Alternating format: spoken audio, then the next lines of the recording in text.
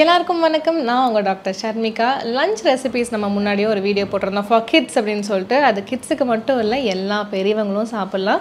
உங்களுக்கே தெரியும் என்னென்ன குவான்டிட்டி அப்படிங்கிற மாதிரி. இன்றைக்கி வந்துட்டு நம்ம பிரேக்ஃபாஸ்ட் ரெசிபீஸ் பார்க்க போகிறோம். இதுவும் நான் சொல்கிறேன், கிட்ஸுக்காக மட்டுமே இல்லை, தாராளமாக இதை கிட்ஸும் சாப்பிடலாம். 5 வயசுக்கு மேலே இருக்கிற கிட்ஸ், நல்லா ஓடி ஆடி விளையாடுற கிட்ஸாக இருக்கட்டும், இவங்க எல்லாருமே இந்த பிரேக்ஃபாஸ்ட்டை எடுத்துக்கலாம். ஏன்னா நம்ம எல்லாருமே மேக்ஸிமம் கிட்ஸ் தான் பிரேக்ஃபாஸ்ட் ஸ்கிப் பண்ணுறாங்கன்னு தோணுது. ஏன்னா சின்ன வயசில் நம்ம எந்த அளவுக்கு ஃபுட்டு சாப்பிட்றோமோ அதுதான் நமக்கு பெரிய வயசு வரைக்கும் நம்மளோட போன்ஸையும் நம்மளோட மசில்ஸையும் நம்மளோட பிரெயினை பயங்கரமாக ஸ்ட்ராங்காக வைக்கிறதுக்கு உதவும். அதனால் சின்ன வயசில் அவள் படிக்கிறான்னு சொல்லிட்டு நான் பால் மட்டும் கொடுத்து அனுப்புகிறேன், அதை மட்டும் கொடுத்துறேன், இதை மட்டும் கொடுக்குறேன், அதை தயவு செஞ்சு பண்ணாதீங்க. சிம்பிளாக ஒரு பிரேக்ஃபாஸ்ட் செய்கிறதுலேருந்து கொஞ்சம் கஷ்டப்பட்டு செய்கிற வரைக்கும் நான் நிறைய பிரேக்ஃபாஸ்ட் கொடுக்குறேன்.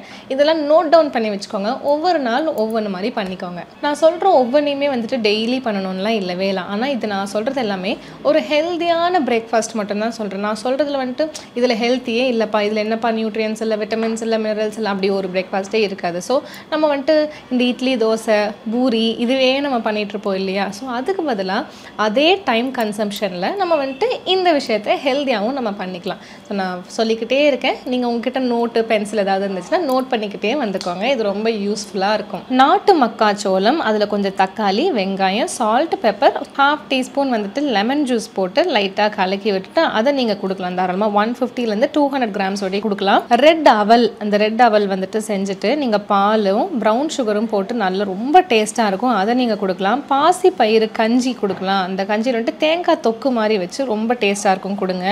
கருப்பு உளுந்தங்களி செஞ்சு கொடுக்கலாம். அந்த கருப்பு உளுந்தங்களி நல்லா மைய அரைச்சிட்டு நடுவில் ஒரு குழி மாதிரி போட்டுட்டு அந்த குழியில் நிறைய நல்லெண்ணெய் ஊற்றி கருப்பட்டி நடுவில் போட்டு அப்படியே அந்த நல்லெண்ணெய், உளுந்தங்களி, கருப்பட்டி 3 சேர்த்து சாப்பிடும்போது செம்ம டேஸ்ட்டாக இருக்கும். நீங்கள் கண்டிப்பாக ட்ரை பண்ணி பாருங்கள். ராகி சேமியா தாளிச்சதும் கொடுங்க நீங்கள், இல்லைனா பாலும் ப்ரௌன் சுகரும் போட்டு ராகி சேமியா, அதுவும் டேஸ்ட்டாக இருக்கும். ராகி புட்டு ப்ரௌன் சுகரும் பசும்பாலும் போட்டு கொடுக்கலாம் தாராளமாக. சப்பாத்தி வந்துட்டு இந்த எக்கு பொடி மாஸ் மாதிரி பண்ணி நடுவில் ஒரு சப்பாத்தி இல்லைனா ஃபுல்கா நடுவில் வந்துட்டு அந்த எக் பொடி மாஸ் ரொம்ப ரொம்ப ஈஸி செய்கிறது, நடுவில் போட்டு ஒரு ரோல் மாதிரி பண்ணி கொடுங்க. அப்படி இல்லைனா மஷ்ரூம் மாதிரி ஏதாவது மஞ்சூரியன் மாதிரி பண்ணி அதை ரோல் மாதிரி பண்ணி கொடுங்க.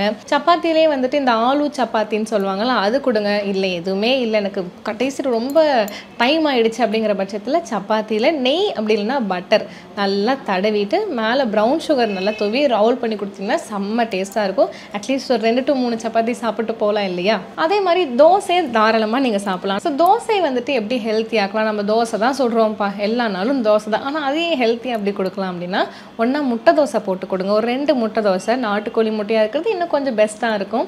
ரெண்டாவது வந்துட்டு ஒரு காய்கறி தோசை, இந்த கேரட் பீன்ஸ்லாம் போட்டால் நறுக்கு முறுக்குன்னு அப்படின்னு சொல்லிட்டு நல்லாயிருக்கும், அந்த தோசை நல்லா ரோல் பண்ணி கொடுக்கலாம். நார்மலாகவே தோசை சுடும்போது நோ ரீஃபைண்ட் ஆயில், ஒன்லி செக்கு எண்ணெய், அதுவும் நல்லெண்ணெய், கடலெண்ணெய், தேங்காய் எண்ணெய், அப்படி இல்லை நெய் தோசை மாதிரி சுட்டு நீங்கள் கொடுக்கலாம். பொடி தோசை செய்கிறதுக்கு பதிலாக நம்ம இந்த முருங்கை பொடி, கருவேப்பிலை பொடியெலாம் இருக்குது இல்லையா, அந்த பொடியை நல்லா தோசை மேலே தூவிட்டு சட்னி கூட வச்சு சாப்பிடும்போது டேஸ்ட்லெஸ்ஸாக தான் இருக்க போகுது, கசக்கெல்லாம் பெருசாக செய்யாது. அதே மாதிரி பூண்டு சட்னி செய்கிறீங்க அப்படின்னா அந்த பூண்டு சட்னியை மேலே நல்லா அப்ளை பண்ணி தோசை நல்லா ரோஸ்ட் மாதிரி சுட்டு எடுக்கலாம்.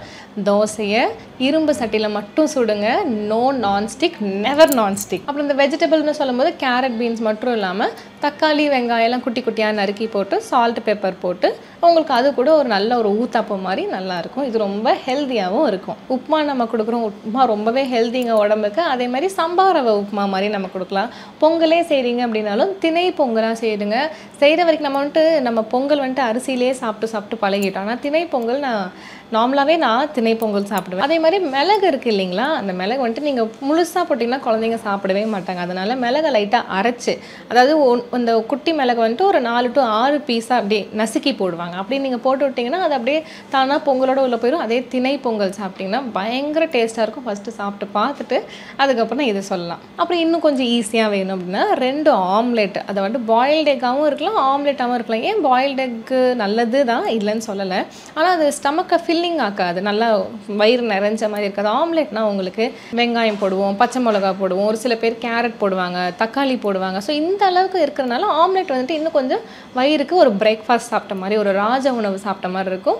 ஒரு 2 ஆம்லெட்டாவது மினிமம் நம்ம சாப்பிட்டுக்கிறது நல்லது. அதே மாதிரி நீங்கள் பாயில்டு எக் தான் எடுக்க போகிறோம், எனக்கு டைம் இல்லை அப்படின்ட்டிங்கன்னா பாயில்டு எக்கு அட்லீஸ்ட் ஒரு 15 மினிட்ஸ்க்குள்ளே அதை சாப்பிட்ருங்க. அப்போ தான் ஃபுல் சத்தும் உடம்புக்கு போகும். நான் சொன்ன மாதிரி எப்போவுமே ட்ரை ஃப்ரூட் ஜூஸ் 5 பாதாம், 5 பிஸ்தா, 2 அத்திப்பழம், 2 டேட்ஸு, 15 உலர் திராட்சை, ஒரு 5 வால்நட், இல்லை 3 to 5 வால்நட் நீங்கள் போட்டுக்கலாம். இதெல்லாம் நைட்டு ஊற வச்சு காலையில் ஊறின தண்ணி அப்படியே கொட்டிட்டு புது தண்ணி கொஞ்சம் ஊற்றி மிக்சியில் ஃபுல்லாக அரைச்சி ஒரு ஸ்மூத்தி போட்டிங்கன்னா வேறு லெவல் டேஸ்ட்டில் இருக்கும். இது ஒரு பிரேக்ஃபாஸ்ட் ஆப்ஷனாக பண்ணிக்கலாம். இது நீங்கள் கண்டிப்பாக ஒரு க்ரானிக் கிட்னி டிசீஸ் இருக்கிறவங்களுக்கும் டயபெட்டிஸ் பேஷண்ட்டுக்கும் கொடுக்க வேண்டாம். ஆனால் கிட்ஸ் தாராளமாக எடுக்கலாம். அவங்க ஓடி ஆடுறதுக்குன்ட்டு they can definitely have this. அப்புறம் வெள்ளை சுண்டலோ கருப்பு சுண்டலோ இல்லைனா ஒரு வேர்க்கடலையோ நம்ம சாப்பிடும்போது சும்மா வேக வச்சு மட்டும் கொடுக்கக்கூடாது. அழகாக தாளித்து பூ மாதிரி அப்படியே தேங்காவை துருவி போட்டு இப்படி நம்ம ப்ரெசன்டேஷன் இருக்கும்போது கண்டிப்பாக பிள்ளைங்க சாப்பிடுவாங்க. இந்த மாதிரி பயிறு வகைகள் நீங்கள் கொடுக்கும்போது நீங்கள் சிக்கன் மசாலா வீட்டில் செஞ்சு நிறையா லேடிஸ் வச்சுருப்பீங்க இல்லையா, அந்த சிக்கன் மசாலாவை லைட்டாக தூவி நீங்கள் வறுத்தீங்கன்னா அந்த ஸ்மெல்லுக்கு கிட்ஸ் ரொம்ப அழகாக சாப்பிடுவாங்க. நான்லாம் சின்ன வயசில் அப்படி தான் சாப்பிட்ருக்கேன். தேங்காய் சாதம் கொடுக்கறதுக்கே அதுக்கு மேலே சிக்கன் மசாலா வந்துட்டு தூவி கொடுப்பாங்க, வீட்டில் செஞ்ச சிக்கன் மசாலா. அதே மாதிரி ராஜ்மா சாப்பிட்றது, பாசி பயிரெலாம் இருக்குது இல்லையா, அதை லைட்டாக நல்லா வேக வச்சு ப்ரௌன் சுகர் போட்டு சூப்பராக அதெல்லாம் சாப்பிடுவாங்க, தேங்காயெல்லாம் போட்டு. அதெல்லாம் நீங்கள் எடுத்துக்கலாம். ஆப்பம் தேங்காய் பால் பயங்கரமான காம்பினேஷன். ஆப்பம் முட்டை ஆப்பம் ரொம்ப அழகான ஒரு காம்பினேஷன். அதே மாதிரி தேங்காய் வந்துட்டு நம்ம துருவி போடும்போது எப்போவுமே உள்ளே இருக்கிற தேங்காய் தண்ணி ஒரு சொட்டு கூட நம்ம வேஸ்ட் பண்ணிடக்கூடாது. ஸோ தயவு செஞ்சு நீங்கள் தேங்காவை உடைக்கிறீங்க அப்படின்னா ஒரு நாள் அம்மா குடிக்கிட்டு, ஒரு நாள் அப்பா குடிக்கிட்டு, ஒரு நாள் பிள்ளைங்களுக்கு கொடுங்க. எப்போ பார்த்தாலும் பிள்ளைங்களுக்கே கொடுத்துடாதீங்க, நீங்களும் கொஞ்சம் சாப்பிடுங்க. அண்ட் தேங்காய் பால்லாம் வந்துட்டு எனக்கு வயிறு புண்ணு ஜாஸ்தியாக இருக்குது, குடலெல்லாம் எரியுது அப்படின்னு சொல்கிறவங்க தாராளமாக தேங்காய் பால் காலையில் குடிக்கலாம். ஒரு பிரச்சனையும் இல்லை. வயிற்று புண்ணு ஆற்றக்கூடிய ஒரு தன்மை வந்துட்டு அந்த அளவுக்கு தேங்காய் பாலுக்கு இருக்குது. அடுத்து இதே வரிசையில் இடியாப்பம் தேங்காய் பால் வருது. இடியாப்பத்தை தாளித்து கூட நீங்கள் சாப்பிட்லாம். லெமன் இடியாப்பம்னு சொல்கிறாங்க, முட்டை இடியாப்பம் சொல்லுவாங்க, இல்லை தக்காளி இடியாப்பம், இது எல்லாமே நீங்கள் செய்யலாம். ஸோ எனக்கு தெரிஞ்சு கொஞ்சம் நிறையா சொல்லியிருப்பேன். இந்த வரிசையில் இதே மாதிரி ஹெல்த்தியாக கண்டிப்பாக ஒரு பவுல் ஆஃப் ஃப்ரூட்ஸ் அப்படி இல்லைனா பாயில்டு வெஜிடபிள்ஸ் வரும். பாயில்டு வெஜிடபிள்ஸ் வந்துட்டு இன்னுமே டேஸ்டியாக ஆக்கிறதுக்கு வந்துட்டு நம்ம வந்துட்டு இந்த குட்டி குட்டியாக சிக்கன் பீஸ் கட் பண்ணி போடுறது, இல்லைனா ப்ரான்ஸை குட்டி குட்டியாக கட் பண்ணி போடுறது, இந்த மாதிரி நீங்கள் பண்ணிங்கன்னா இன்னுமே அவங்க அந்த இதை சாப்பிட்ற இடத்துல வந்துட்டு ஃபுல் பவுல் சூப்பையும் குடிச்சிருவாங்க. அதே மாதிரி ஒரு ஃப்ரூட் பவுல் நீங்கள் எடுக்கும்போது வெறுமனே இந்த நீர்க்காய் நிறையா போட்டிங்கன்னா வயிறு நிறையாது. இந்த வாட்டர்மெலன் மஸ்மெல்லாம் சாப்பிடும்போது தண்ணி குடித்த மாதிரி ஆகிடும். ஸோ சப்போட்டா சாப்பிட்றது, வாழைப்பழம் எடுக்கிறது, மாம்பழம் சாப்பிட்றது, இந்த மாதிரி ஃப்ளஷி ஃப்ரூட்ஸ் எடுக்கும்போது வயிறு கொஞ்சம் நிறைஞ்சாப்புலாம் இருக்கும். சரிங்களா? ஸோ லாஸ்ட் வந்துட்டு இந்த மாதத்துக்கு ஒரு டைம் கிட்ஸ் வந்துட்டு எனக்கு டேஸ்ட்டுக்காக ஒன்று கேட்குறாங்க அப்படிங்கிற பட்சத்தில் மாதத்துக்கு ஒரு டைம் மட்டும் ப்ரெட்டில் வந்துட்டு ஏதாவது ஒன்று பண்ணி கொடுக்கலாம். ப்ரெட்டில் வந்துட்டு நான் நல்லது இருக்குன்னு நான் சொல்லவே இல்லை, it is not healthy for our body. But still கேட்கும்போது இந்த பசும்பாலில் வந்துட்டு ப்ரௌன் சுகர் போட்டுட்டு 2 முட்டை போட்டு கலந்துட்டு பாம்பே பிரெட் போடுவாங்கள்ல, அது ஒன்று பண்ணி கொடுங்க. பிரெட் சாண்ட்விச் பண்ணி கொடுங்க. சாண்ட்விச்சில் நடுவில் இவ்வளோ ஃபில்லிங் இருக்கணும். கேரட்டு, வெள்ளரி, வெங்காயம், தக்காளின்னு எல்லாத்தையும் ஃபில்லிங்கில் வச்சு அழகாக பட்டரில் போட்டு இல்லைன்னா நெய்யிலையாவது பிரெட் சாண்ட்விச் போட்டு கொடுங்க. அப்புறம் பிரெட் ஆம்லெட் எல்லாத்துக்குமே தெரியும், அதில் மயனைஸ் வேண்டவே வேண்டாம். வீட்டில் செஞ்சாலும் ரீஃபைண்ட் ஆயில் தானே செய்கிறோம், மயனைஸ் வேண்டாம், மேக்ஸிமம் தவிர்த்துக்கலாம். ஸோ ரேர் கேஸ், அதாவது மந்த்லி ஒன்ஸ் தான் தாராளமாக நீங்கள் கொடுத்துக்கோங்க. அதுவும் காலை உணவாக மட்டும் கொடுங்க. அப்போ எப்படியாவது நைட் வரைக்கும் ஏதாவது ஓடி ஆடி விளையாண்டு அதை நம்ம வந்துட்டு டைஜஸ்ட் பண்ணிடுவோம் இல்லைங்களா? ஸோ நம்ம இப்போ சொன்ன அத்தனையிலையுமே வந்துட்டு பெஸ்ட்டான ஒரு பிரேக்ஃபாஸ்ட்டு இப்போ வந்துட்டு ட்ரை ஃப்ரூட் ஜூஸ் தான் பெஸ்ட்டுன்னு சொன்னோம்.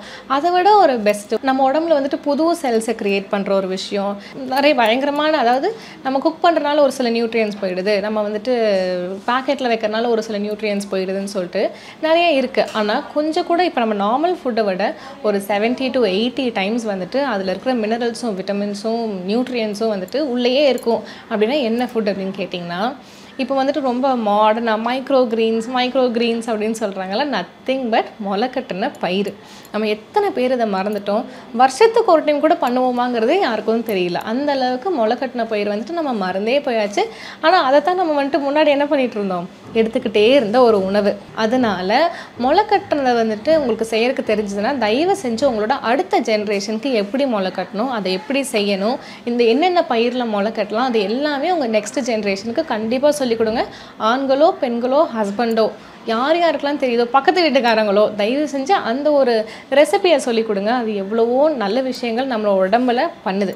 ஸோ ஒருவேளை உங்களுக்கு வந்துட்டு முளைக்கட்டுறதை பற்றி தெரியணும், எங்களுக்கே தெரியாத சில விஷயங்கள் நீங்கள் ஃபுல்லாக டீட்டெயில்டாக சொல்லுங்கன்னு நினச்சிங்கன்னா கமெண்ட்ஸில் சொல்லுங்கள். நான் கண்டிப்பாக இன்னொரு வீடியோ அதுக்கு போடுறேன். ஸோ உங்களுக்கு நான் கொடுத்த பிரேக்ஃபாஸ்ட் ஆப்ஷன்ஸ்லாம் ரொம்ப பிடிச்சிருக்குன்னு நினைக்கிறேன். பிடிச்சதுன்னா லைக் பண்ணி ஷேர் பண்ணுங்கள். ஏன்னா எவ்வளோ மாம்ஸ் வந்துட்டு தலையை பிடிச்சிட்டு இருப்பாங்க என்னடா செய்கிறதுன்னு சொல்லிட்டு.